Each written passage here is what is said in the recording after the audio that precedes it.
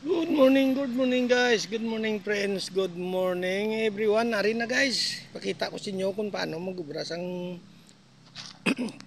excuse me, sang carbonized rice hal.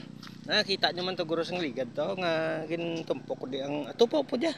Na ang yaka mais kag ang mga hilamon, kita nyo na oh, mga hilamon. Why siyang usik dia sa kuno na.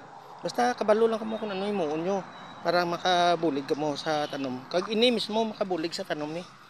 Ara ang tambutso nga sa subong ang aso ari pedis dalom kay way ko pagin butangan sang labang ara karon ipinising ko. Damo pa di guro posible duwanin akon ka luto. Ining adlaw o dason pagid nga adlaw. Tanawon ta kun pila ka oras kay maluto na di. Kay parang update ta kamo. Eh, anong talang kamo karon na? Sapon. Posible sapon guro.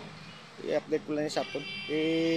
Butangan ko pa na labango kay ang labang amo na ma-preservar siya nga hindi na sa mahimo nga abo nga cleanser mahimo na sa carbonized rice hull. Bilog sa gyapon nga mais pero kung dugmokon mo saya, kuha na saya nang douling bala nga mo na estima ya pati ang labang amo na magwaya. Amo na nga bisan paano kabalo kag dapat magidiya kun ga panguma ka kay para nga dako mabulig sa inyo. Diskarte lang gid guys Depende sa inyo kung anong inyo diskarte para sa akon diya. Wala dia ano sa akon, why dia problema ang hilamon.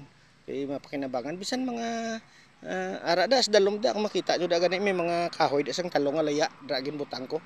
Kay amo man gyapon mahimo na sa gyapon nga muna. Why sang wasi. Nanganan wasi imposible kun hungdon mo guys. At lang guro kutob guys ay tapuson ko pa ni obra ko. Thank you for watching.